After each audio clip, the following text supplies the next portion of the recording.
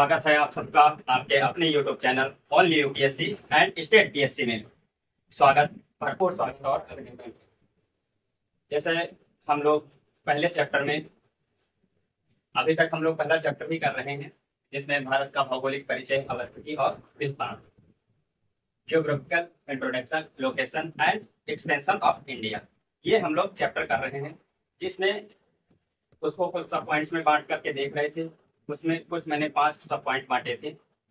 भारत की अवस्थिति को लेकर के लिए, भारत का नामकरण को लेकर के कुछ इस तरीके से 5 पार्ट में डिवाइड किया था। आज हम लोग 5वां पॉइंट, जिसमें अदर फैक्ट नाम से मैंने एक पॉइंट सब पॉइंट बनाया हुआ था, जिसमें अदर फैक्ट्स में हम लोग वो कुछ चीजें सीखेंगे जिसमें जो मैं ओरली बोल कर चला गया हूँ या कहीं कुछ बताने के लिए रह गया है, क्योंकि कई बार ऐसा होता है यहाँ कोई स्लाइड लगी नहीं हुई है या डिजिटल बोर्ड नहीं लगा हुआ है कि रिमोट से बढ़ाया, स्लाइड में आगे लिखकर आया और मैंने उसे एक्सप्लेन कर दिया। तो जो भी मेरे दिमाग में आ जाता है उसे मैं बता देता हूँ, ओरली बता देता हूँ। बाकी लिख के आप जो पॉइंट छूट गए लिख कर और कुछ इस तरीके से हम लोग देखेंगे उसे, क्योंकि कई बार कुछ पॉइंट पढ़ाते समय मेरे दिमाग में ही नहीं आए तो वो पॉइंट रह जाते हैं। यह सारी चीजें एट अ टाइम याद आ जाएं, ये थोड़ा मुश्किल काम है।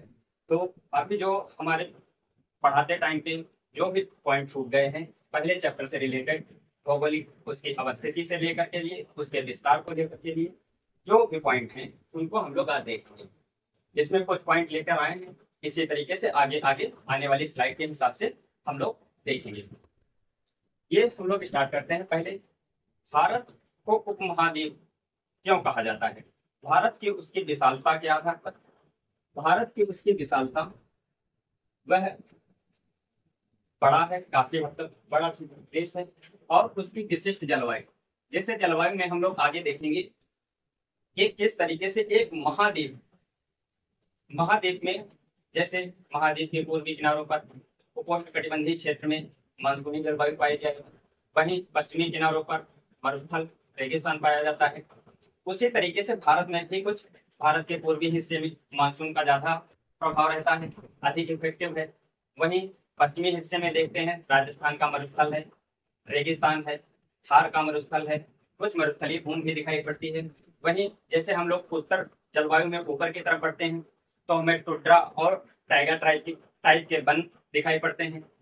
हालांकि भारत का विस्तार इतने उत्तरी अक्षांशों तक नहीं है, लेकिन फिर भी उसके कुछ ऐसी कंडीशन बनती हैं कि जैसे ऊपर हिमालय अवस्थित है, हिमालय के अवस्थित होने के कारण जैसे जैसे ऊंचाई बढ़ती है वह टेम्परेचर कम होता चला जाता है और वहाँ टुंड्रा और टाइगर टाइप के वनस्पतियां भी पाई जाती हैं। वहीं जहाँ विषुवत रेखा के पास में, भूमध्य रेखा के पास में, इक्वेटर के पास में सदाबहार वन और संवहनी टाइप की वर्षा देखने को मिलती है, वह हमारे केरल और तमिलनाडु राज्यों में कुछ दिखाई पड़ती है। तो विशिष्ट प्रकार की जलवायु के आधार पर उसे उपमहाद्वीप, महाद्वीपों की अपेक्षा छोटा उपमहाद्वीप की संज्ञा दी जाती है। उपमहाद्वीप क्यों कहा जाता है? वह एक बड़ा क्षेत्र है और उसकी विशिष्ट प्रकार की जलवायु के आधार पर वह उपमहाद्वीप कहा जाता है। उपमहाद्वीप में कौन कौन से देश शामिल है यह मैंने पिछले वीडियो में ऑलरेडी बता दिया था। ये हम लोग यहाँ देख ले रहे हैं, पाकिस्तान, नेपाल, बांग्लादेश, भूटान और भारत। कुल ये है 5 राज्य, 5 देश। पॉलिटिकल साइंस में देश के लिए राज्य यूज किया जाता है। ये कुल देश 5 देश ऐसे हैं जो भारतीय उपमहाद्वीप में शामिल होते हैं। अब 7 कंट्रीज अलग देश हैं, इसी तरीके से ये उपमहाद्वीप में शामिल होने वाले देश हैं। इनके अलावा जैसे अफगानिस्तान अगर जो ऑप्शन में आता है तो वो आपको कट कर देना है ऑप्शन। ये 5 देशों के नाम आपको याद रखने हैं। बहुत छोटा क्वेश्चन है, लेकिन कभी हमसे आके टकरा जाए तो उसे हमें ध्यान रखना है। कई बार हम लोग छोटे छोटे क्वेश्चनों को गलत कर देते हैं। वही दूसरा, नाम को लेकर के मैंने जैसे जैन और बौद्ध ग्रंथों में बोलते हुए ओरली बता दिया था, यहाँ पे लिख रहे थे तो लिखने की जगह नहीं थी, मैंने ओरली बोल दिया था कि पौराणिक कथाओं में, जैन पौराणिक कथाएं जो भी, जैन धर्म से संबंधित जो भी ग्रंथ हैं उसमें भारत के लिए हिंदू राष्ट्र या हिंदू देश के नाम से इसका परिचय दिया गया है। वहीं बौद्ध ग्रंथों में जम्बूद्वीप नाम से बताया गया है, बौद्ध ग्रंथों में जम्बूद्वीप नाम से बताया गया है। उसके आगे वहीं वायु पुराण में शकुंतला के पुत्र भरत, ये भरत के नाम पर भारत का नाम भरत पड़ा, भारत के नाम पर भारत पड़ा, भारत देश नाम किस तरीके से पड़ा, ये एक कहानी है, किंवदंती कहानी वायु पुराण में बताई गई है। ये मैंने ओरली सारी चीजें बताई हैं, इनको थोड़ा सा ब्रीफ में बताते हुए समझाते हुए आगे बढ़ रहे हैं। जिसमें भारत की आकृति चतुष्कोणीय है। यह अक्षांश और देशांतर जब मैंने बताए थे कि 8 डिग्री 4 मिनट से लेकर के 37 डिग्री 6 मिनट उत्तरी अक्षांशों के बीच, वहीं 67 डिग्री 7 मिनट पूर्वी अक्षांश से लेकर 97 डिग्री 25 मिनट पूर्वी देशांतर के बीच में भारत की अवस्थिति है। वहां पर यह पॉइंट हमें बताना चाहिए था कि भारत की आकृति चतुष्कोणीय है। वो हम लोग ऐसे अक्षांशों को मिलाएंगे तो हमें कुछ इस तरीके से अक्षांशों के बीच में इस तरीके से आकृति बनती हुई दिखाई पड़ेगी। तो पूरी भारत की आकृति चतुष्कोणीय टाइप की दिखाई पड़ेगी। वहीं आगे बढ़े, जब प्रायद्वीपीय भारत की बात कर रहे थे, जैसे तटीय क्षेत्र मैंने दिखाया कि वहां पर महाराष्ट्र स्थित है, गुजरात स्थित है, महाराष्ट्र स्थित है, गोवा, कर्नाटक, केरल, तमिलनाडु, आंध्र प्रदेश, उड़ीसा, पश्चिम बंगाल होते हुए सारे राज्यों की सीमाएं देखी। वहां जब प्रायद्वीपीय भारत बताया तो प्रायद्वीपीय भारत त्रिभुजाकार आकृति में है, त्रिभुजाकार आकृति में है, इसलिए वो हिंद महासागर को 2 शाखाओं में बांटता है, अरब सागर और बंगाल की खाड़ी। 2 पार्ट में, हिंद महासागर के 2 पार्ट में बांटता है, एक अरब सागर, दूसरी तरफ बंगाल की खाड़ी। यही प्रायद्वीप के पश्चिमी भाग पर अरब सागर, वहीं पूर्वी भाग में बंगाल की खाड़ी दिखाई पड़ी है। ये अवस्थिति वाला चैप्टर है तो उसकी अवस्थिति ही समझ रहे हैं, बाकी चीजें आगे आगे चैप्टरों में मिलती जाएंगी। यह कहाँ स्थित है? दक्षिण एशिया के मध्य में स्थित है। दक्षिण एशिया महाद्वीप में दक्षिणी भाग में और उसके मध्य में स्थित है। दक्षिणी एशिया, जैसे एशिया का मैप, जैसा मैंने बताया कि आप एटलस लेकर बैठेंगे, मैंने एशिया बोला तो आप एशिया का मैप पलटेंगे। पहली बात तो आप एटलस लेके बैठेंगे तो एटलस में देखेंगे कि यही कोई शुरुआत के, उसके स्टार्टिंग के एटलस में 75 to 80 पेज इंडियन ज्योग्राफी से या इंडिया से रिलेटेड मैप बनाए गए हैं, जिसमें कुछ सम्मिलित रूप से सभी प्रकार के, जिसमें एग्रीकल्चर और सारी चीजें, उसमें कहाँ नदी गई है, पर्वत भी दिखाए गए हैं, पठार भी दिखाए गए हैं, प्रायद्वीप भी दिखाए गए हैं, सम्मिलित रूप से दिखाया गया है। उसके बाद में थीमेटिक मैप बनाए गए हैं, जिसमें किसी एक टॉपिक को उठा करके पर्टिकुलर एक मैप दिया गया है। जैसे खनिज संसाधन का एक मैप अलग दे दिया गया, इरिगेशन सिस्टम का एक मैप अलग दे दिया गया, नदियों से संबंधित, रिवर या ड्रेनेज सिस्टम से संबंधित जो भी चैप्टर था, मैप एक अलग थीमेटिक मैप, उन्हें थीमेटिक मैप कहते हैं, जो किसी एक पर्टिकुलर टॉपिक को लेकर के बनाया गया मैप थीमेटिक मैप कहलाता है। जैसे मैं कहूँ कि आपको LAC बॉर्डर पे जाना है और वहां चीनी सैनिकों से या चाइना के सैनिकों का सामना करना है, तो मैं आपको यह एटलस नहीं दे सकता। इसमें क्या है, इसमें पर्वत दिखाए गए हैं, नदी भी दिखाई गई है, सारी जानकारी दी गई है।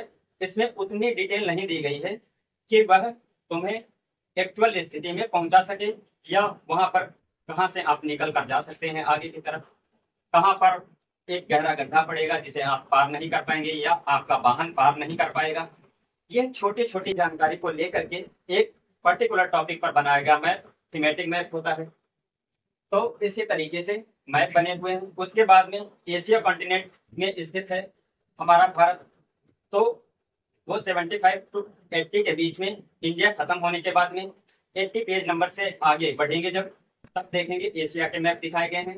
वही 10 to 12 पेज जो एशिया से रिलेटेड है, उसमें हम लोग देखेंगे कि भारत दक्षिणी भाग में स्थित दिखाई पड़ेगा। उसके एशिया के मध्य भाग में स्थित है। दक्षिणी एशिया के, सॉरी यहाँ दक्षिणी एशिया में मध्य भाग में स्थित है। दक्षिणी एशिया में मध्य भाग में नहीं है। एशिया के मध्य भाग में बोल देंगे तो कजाकिस्तान पड़ जाएगा, मलेशिया, कजाकिस्तान और ये उज्बेकिस्तान, तुर्कमेनिस्तान, ये मध्य भाग में आ जाएंगे। वहीं दक्षिणी एशिया के मध्य भाग में स्थित है। इसके पूर्व में इंडोचीन प्रायद्वीप, जिसमें इंडोनेशिया का कुछ भाग, मलेशिया, लाओस, कंबोडिया, थाईलैंड ऐसे देश आपको दिखाई पड़ेंगे। वहीं चीन का कुछ निकला हुआ हिस्सा दिखाई पड़ेगा, वह इंडोचीन प्रायद्वीप नाम से दिखाई पड़ेगा। पूरे बड़े मैप पे देखेंगे तो इंडोचीन प्रायद्वीप होगा। उसी के पश्चिम भाग में अरब का प्रायद्वीप, जिसमें सऊदी अरब, यमन, ओमान, ईरान, कुछ इस तरीके से कुवैत, ये छोटे छोटे देश मिलकर के एक प्रायद्वीप बनाते हैं। प्रायद्वीप मैंने कल बताया था, 3 तरफ से जल से घिरा हुआ क्षेत्र प्रायद्वीप कहलाता है। पश्चिमी भाग में अरब प्रायद्वीप स्थित है। वहीं इसके बाद में हम लोग सीमाएं जब देख रहे थे तब मैंने कुछ आपको ओरली मैप में ऐसे टिक करके बता दिया था कि यह सीमा, तटीय सीमा कितने राज्यों से लगती है। तो जब मैंने काउंटिंग करी थी तो कोई एक राज्य छूट गया था, जिसमें 12 राज्य बोल दिया था। ये 13 राज्य ऐसे हैं जो तटीय सीमा जिनकी सागर से लगी हुई है। इनका क्रम हम लोग यहाँ लिखित रूप में देख लेंगे।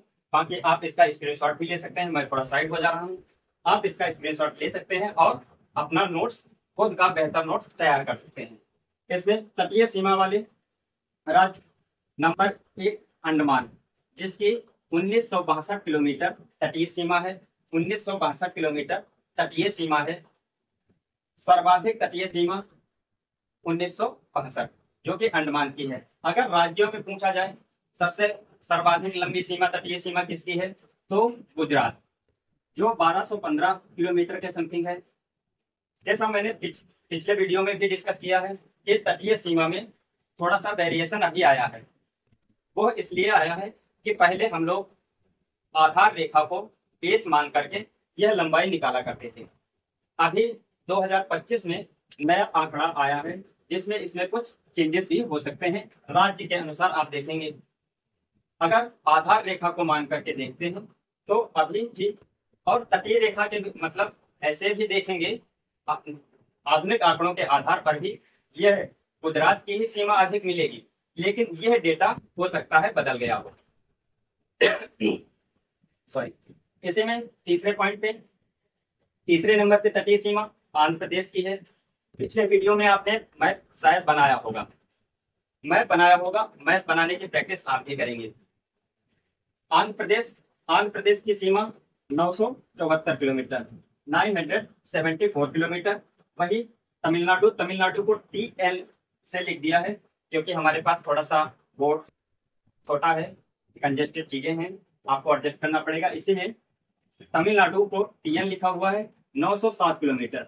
इसमें कंफ्यूजन बना रहता है किसकी सीमा अधिक है, किसकी सीमा कम है। उसके बाद महाराष्ट्र 5th नंबर तक 652 किलोमीटर, 652 किलोमीटर केरल। उसके बाद में मैंने इनका किलोमीटर में या फैक्चुअल चीजें नहीं बताई हैं, क्योंकि 5 राज्यों तक आप क्रम याद कर लेंगे, उससे आपका काम चल जाएगा। बहुत अधिक फैक्ट देना या बोझिल बनाना मेरा काम नहीं है। मेरा काम यह है कि आपके लिए सरल और उपयोगी चीजें जो आपके यूज की हों, जिससे आपके क्वेश्चन बन सके, वह चीजें उपलब्ध कराना है।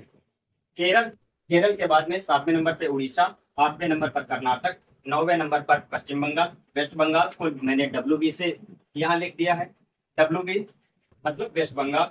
उसके बाद में 10 नंबर पे लक्षद्वीप। द्वीपों के बारे में भी आगे हम लोग आगे आने वाले चैप्टरों में पढ़ेंगे। गोवा 11 नंबर पे गोवा, और 12 नंबर पे पुडुचेरी की कम सीमा है 47।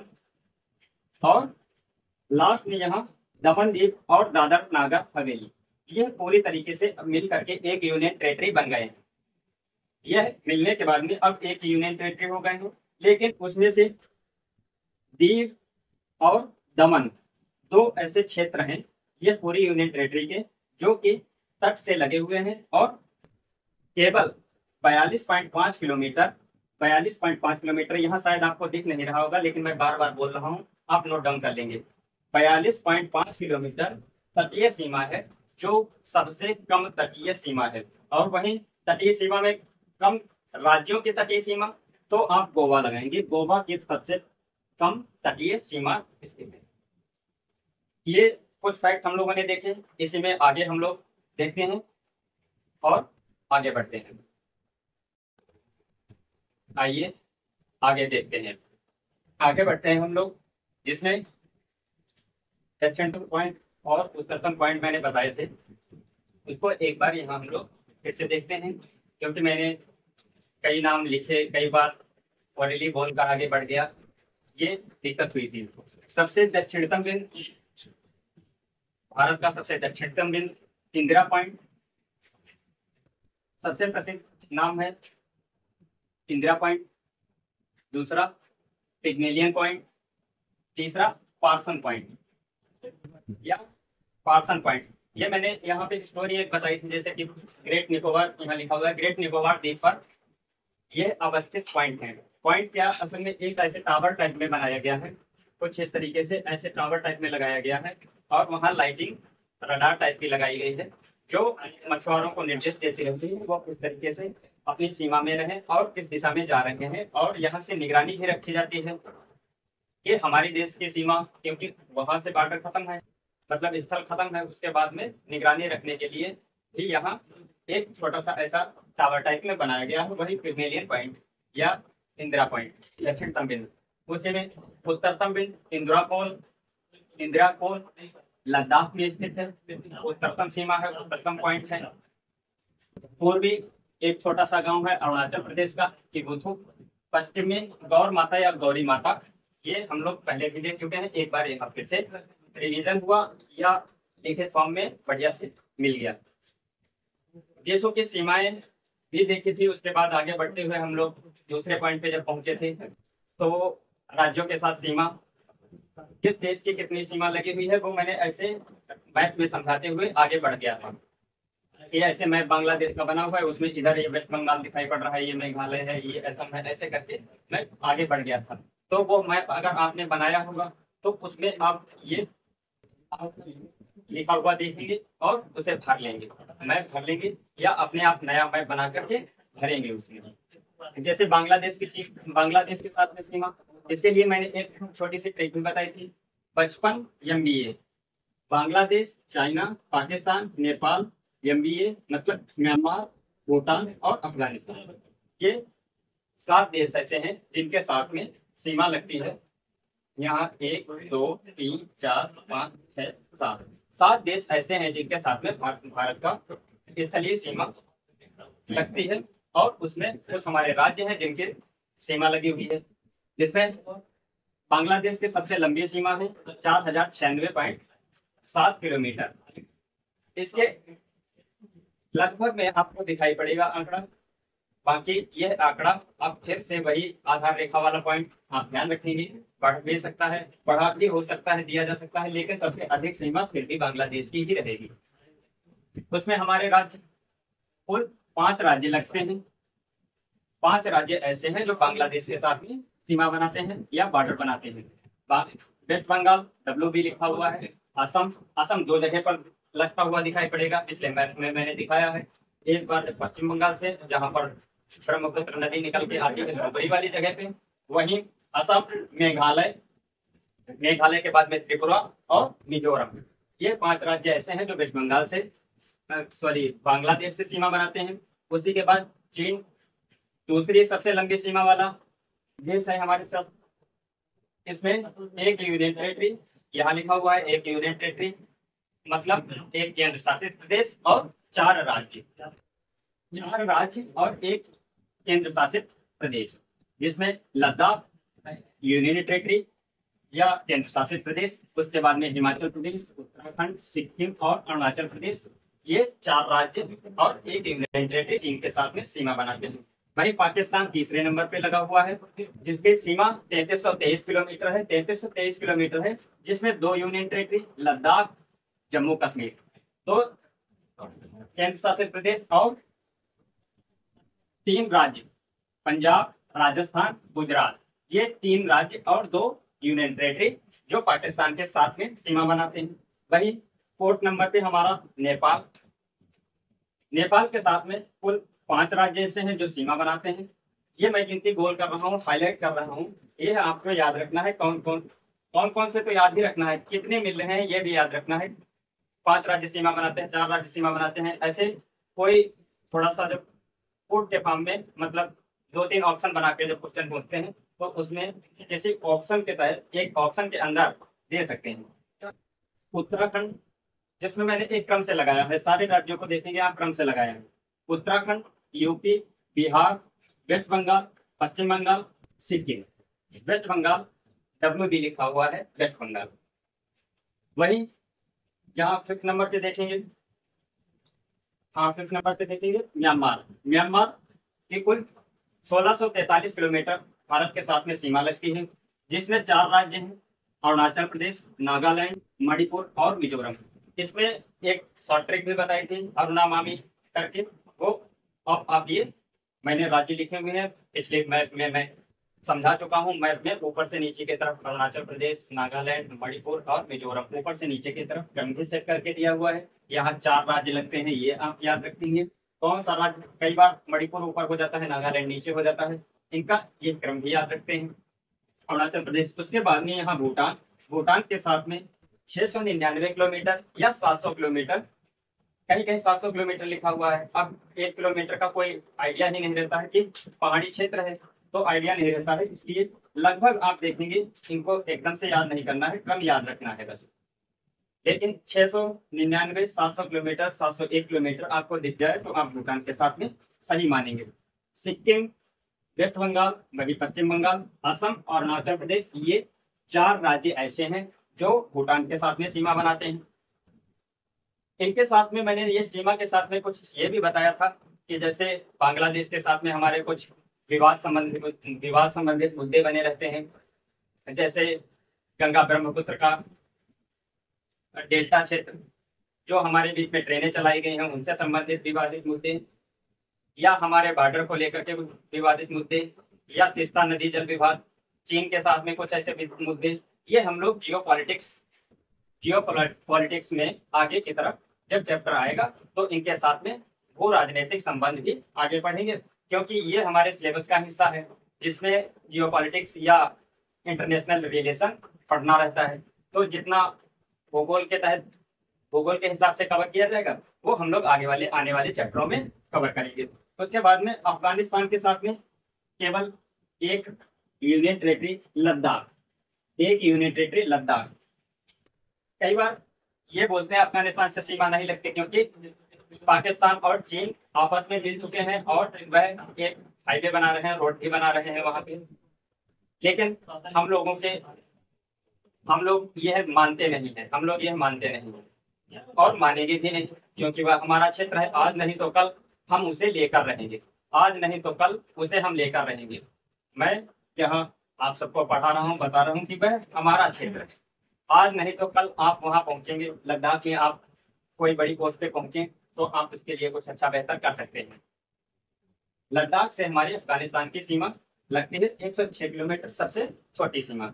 उसी के बाद में जल सीमा से जुड़े हुए क्षेत्र जो देश रह गए थे, शायद मैंने इन्हें बताया भी नहीं था, ये पॉइंट छूटे हुए हैं। मालदीव देश है, जैसे मैप बनाए, अगर भारत को कुछ इस तरीके से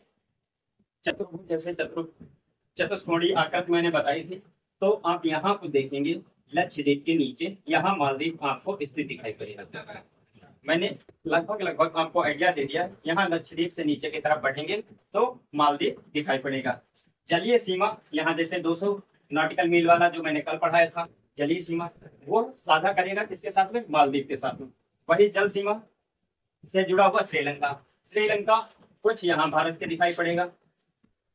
ये पॉइंट बनाए हुए हैं, ये श्रीलंका है, इधर वाला मालदीव, जिसमें श्रीलंका को मैंने बताया था ये कुल दूरी यही 20-22 किलोमीटर की दूरी है जल सीमा, जिसमें भारत का धनुषकोडी और उनका भारत का पंबन द्वीप और उनका जाफना प्रायद्वीप के बीच में कोई 18-20 किलोमीटर की ही दूरी है।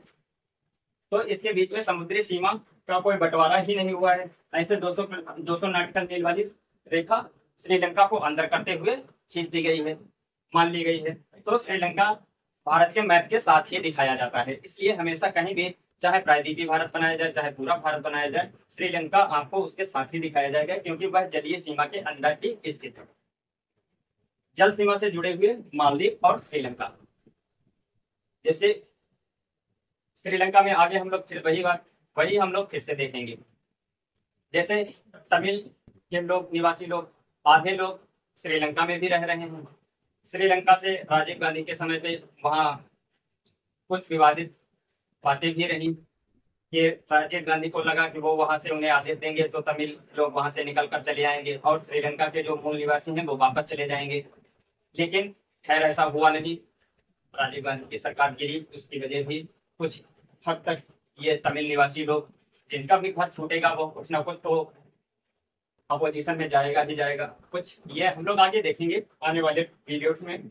ये श्रीलंका वाला बात पूरे ये। इसके बाद में जल और स्थल दोनों मिलाकर, जल और स्थल से जलीय सीमा साझा करने वाले पाकिस्तान, बांग्लादेश और म्यांमार, 3 देश ऐसे हैं जिनके साथ में स्थलीय सीमा तो लगती ही लगती है, उसी के साथ में जलीय सीमा भी लगती है। जैसे पाकिस्तान सार्क्रिक और कोरिक्रिक जल वाला विभाग हो गया, वहीं लद्दाख जम्मू कश्मीर वाले क्षेत्र में स्थल संबंधी मुद्दे हो गए, वहीं बांग्लादेश में एक गंगा ब्रह्मपुत्र का डेल्टा या न्यूमोर द्वीप से संबंधित विवाद, ये जल क्षेत्र से संबंधित मुद्दे हो गए, और वही स्थलीय सीमा या तीस्ता नदी जल विवाद, ये स्थल से संबंधित मुद्दे हो गए। वहीं म्यांमार हमारी स्थलीय सीमा से लगा हुआ है, अरुणाचल प्रदेश से लेकर के मिजोरम तक। वहीं नीचे की तरफ जहाँ पोपो द्वीप इसका म्यांमार का स्थित है, पोपो द्वीप के बाद में पोपो चैनल है, और उसके बाद में हमारा अंडमान निकोबार, यहाँ कुछ इस तरीके से हमारा अंडमान निकोबार अवस्थित है। तो जल संबंधित मुद्दे भी बने रहते हैं। ये 3 देश ऐसे हुए जिनके साथ में भारत की स्थलीय और जलीय सीमा लगती है। आइए और आगे बढ़ते हैं, आगे देखते हैं कुछ बचे हुए पॉइंट। आइए स्टार्ट करते हैं। अगली स्लाइड पे हम लोग देखते हैं, जिसमें क्षेत्रफल की दृष्टि से राज्य देख लें। क्षेत्रफल की दृष्टि से राज्य यहाँ नीचे की तरफ एरो लगाया है, जिसमें बताया गया है कि ये घटते क्रम में सबसे बड़ा क्षेत्रफल राजस्थान का, सबसे अधिक क्षेत्रफल राजस्थान का, वहीं दूसरे नंबर पर मध्य प्रदेश, तीसरे नंबर पर महाराष्ट्र, और चौथे नंबर पर उत्तर प्रदेश, और 5वें नंबर पर गुजरात। गुजरात 5वें नंबर पर अब आ गया है। इससे पहले जब जम्मू कश्मीर राज्य और लद्दाख दोनों यूनियन टेरिटरी नहीं बनाए गए थे, केंद्र शासित प्रदेश नहीं बने थे, मतलब 2019 तक गुजरात 6 नंबर पे जाता था, जम्मू कश्मीर से छोटा था। अब यह 5th नंबर पे, 5वें नंबर पर आ गया है। वहीं छोटे राज्य कौन कौन से हैं? सबसे छोटा गोवा, उससे थोड़ा सा बड़ा सिक्किम, ये इस तरीके से, और उससे थोड़ा सा बड़ा त्रिपुरा। कुछ इस तरीके से गोवा, सिक्किम और त्रिपुरा। इसे जीएसटी भी लगा सकते हैं छोटे राज्यों में। कुछ इस तरीके से छोटे राज्यों का क्रम है जीएसटी। 3 ही याद रखेंगे, बड़ा बेसिक सा क्वेश्चन है। उसके बाद में बड़े केंद्र शासित प्रदेश। अभी ये फिर से वही बात, जब ये राज्य थे तब तक तो इनकी कोई गिनती थी नहीं। नंबर 1 पे अंडमान आ जाता था, बड़ा यूनियन टेरिटरी, बड़ा केंद्र शासित राज्य। अब यहाँ नंबर 1 पर लद्दाख, जो सबसे बड़ा क्षेत्रफल, सबसे अधिक क्षेत्रफल वाला केंद्र शासित प्रदेश है। दूसरे नंबर पर जम्मू कश्मीर, अंडमान तीसरे नंबर पे, चौथे नंबर पर दिल्ली, और 5वें नंबर पर DDD लिखा हुआ है, दमन दीप और दादर नागर हवेली। दमन दीप और दादर नागर हवेली। वैसे इससे बड़ा क्षेत्रफल चंडीगढ़ का हो जाता था, लेकिन जब से इसमें दादर नागर हवेली और दमन दीप को मिला दिया गया है, तब से यह चंडीगढ़ को पीछे करके आगे आ गया है बड़े राज्यों में, बड़े केंद्र शासित राज्यों में। वहीं छोटे यूनियन टेरिटरी, ये छोटे छोटे चेंजेस हुई हैं जिन पर क्वेश्चन बन सकता है कि जैसे ये लद्दाख और ये है, वैसे हमारा क्रम अंडमान निकोबार सबसे बड़ा यूनियन टेरिटरी क्षेत्रफल के अनुसार, जनसंख्या के अनुसार दिल्ली सबसे ज्यादा अधिक जिले दिल्ली में, कुछ इस तरीके से हम लोग याद कर लेते थे। अब ये सारे छोटे छोटे आंकड़े बदल गए हैं क्योंकि कुछ राजनीतिक परिवर्तन भी हुए हैं। जैसे ये जम्मू कश्मीर राज्य था, यूनियन टेरिटरी बन गया। वही छोटे केंद्र शासित प्रदेश, सबसे छोटा लक्षद्वीप, उसके बाद चंडीगढ़। सबसे छोटा लक्षद्वीप, उससे बड़ा चंडीगढ़। कुछ ये बड़े और छोटे राज्य और यूनियन टेरिटरी। उसी में सर्वाधिक जिले किस प्रदेश राज्य में स्थित हैं? 75 जिले यूपी में सर्वाधिक जिले। वहीं सर्वाधिक जिले वाली यूनियन टेरिटरी 11 जिले। अभी शायद इसमें जम्मू कश्मीर में 11 या 12 जिले हो गए हैं, ये एक बार आप लोग देख लेंगे। 11 जिले अभी तक दिल्ली में ही अधिक हैं। कम जिले गोवा में सबसे कम जिले, जो 2 जिले हैं। सिक्किम में भी शायद 2 ही जिले हैं। उसके बाद बड़े जिलों का क्रम, सबसे बड़ा जिला कच्छ, गुजरात का कच्छ क्षेत्र 1 जिला घोषित है, जिला सबसे बड़ा जिला है। उसके बाद में लेह दूसरे नंबर पर, तीसरा जैसलमेर और चौथे नंबर पर बाड़मेर। ये दोनों राजस्थान में, ये लेह लद्दाख क्षेत्र में और कच्छ गुजरात में। सबसे छोटा जिला पुडुचेरी का माहे। पुडुचेरी का माहे, पुडुचेरी को मैंने बताया था, यह 3 राज्यों में आंध्र प्रदेश, तमिलनाडु और केरल में स्थित है। आंध्र प्रदेश में यनम, आंध्र प्रदेश में यनम। वही तमिलनाडु में ऐसे बताया था पुडुचेरी। पुडुचेरी इनका ऊपर से नीचे क्रम भी पूछा जाता है, इसलिए यनम, पुडुचेरी। फिर इधर एक छोटी बिंदी रखेंगे जिसे माहे केरल की तरफ, और फिर उसके नीचे एक छोटी बिंदी रखेंगे कराईकल। ये यनम, पुडुचेरी, फिर माहे, फिर कराईकल। ये 4 जिले हैं, अलग अलग जिले हैं, अलग अलग राज्यों में स्थित हैं। सबसे छोटा जिला उसमें से माहे, जो केरल के तट पर स्थित पुडुचेरी केंद्र शासित प्रदेश का जिला है। इसके बाद में हम लोग ये आगे देखें, फ्रांस के अधीन क्षेत्र जो थे वह भारत में शामिल किए गए। कुछ ऐसे क्षेत्र थे जैसे यूरोपियंस आए, हमें या हमारे भारत को उपनिवेश बनाया और उसका खूब दोहन किया, खूब दुधारू गाय को दूहा। जब वह छोड़ के जाने लगे, यूरोपियंस जाने का हुआ, तब वह राज्य जो फ्रांस के अधीन थे उनके साथ में एक अलग समझौते के तहत किस तरीके से वो हमें मिले। उसमें से कुछ नगर, कुछ क्षेत्र जो पूछे जा सकते हैं। जैसे फ्रांस के अधीन क्षेत्र था वेस्ट बंगाल का चंदरनगर, जो चंदरनगर 19 जून 1946 को फ्रांस के तहत एक अलग समझौते से हमें प्राप्त हुआ। वही पुडुचेरी के ये 4 जिले, ये फ्रांस के कॉलोनी थे। यह फ्रांस का अधिकार क्षेत्र था, यहाँ फ्रांस की फैक्ट्री लगी हुई थी, फ्रांस का अपना व्यापारिक गतिविधियां करता था, जो भी था फ्रांस के अधीन क्षेत्र थे। ये पुडुचेरी के 4 जिले 1 नवंबर 1954 को भारत को प्राप्त हुए, फ्रांस के अधीन थे। फ्रांस ने इनको एक समझौते के तहत भारत को सौंपा। वहीं पुर्तगाल से हमें प्राप्त हुए। वैसे पूरा ब्रिटिश का अधिकार था, पूरा ब्रिटिश भारत कहा जाने लगा था, लेकिन कुछ छोटे छोटे पॉइंट थे जहां पर फ्रांस और पुर्तगाल भी अपना व्यापारिक गतिविधियां कर रहे थे या अपना क्षेत्र बना रखे थे, अपनी फैक्ट्री लगा रखे थे। दादर नागर हवेली वाला क्षेत्र जो था, अब यहाँ दमनदीप, दादर नागर हवेली और दमनदीप अलग अलग लिखा हुआ है, क्योंकि अब ये आपस में एक यूनियन टेरिटरी हो गए हैं। जब ये पुर्तगाल के अधीन थे तब ये कुछ इस तरीके से थे, और हमें प्राप्त हुए थे तब ये भी अलग अलग प्राप्त हुए थे। जैसे दादर नागर हवेली हमें 1954 में पुर्तगाल से समझौता हुआ, जिससे 1954 में दादर नागर हवेली प्राप्त हुआ। वहीं आगे बढ़े, दमन और दीव गुजरात में, इनकी लोकेशन मैंने एकदम पॉइंट करके धीरे धीरे करके समझाया है। दमन दीव और गोवा 1961 में पुर्तगाल से एक समझौते के बाद हमें प्राप्त हुए। ये क्षेत्र दमन दीव, दादर नागर हवेली और गोवा हमें पुर्तगाल से प्राप्त हुए। वहीं चंदरनगर और पुडुचेरी का क्षेत्र फ्रांस से हमें प्राप्त हुआ। इनकी डेट भी याद रखेंगे क्योंकि फैक्ट में कुछ भी पूछा जा सकता है। अब जैसे मैंने नेपाल की सीमा बताते समय दक्षिण एशिया का लैंडलॉक कंट्री बताया था, भूटान को बताते समय लैंडलॉक कंट्री बताया था। लैंडलॉक कंट्री स्थल रुद्ध, स्थल से घिरे हुए क्षेत्र।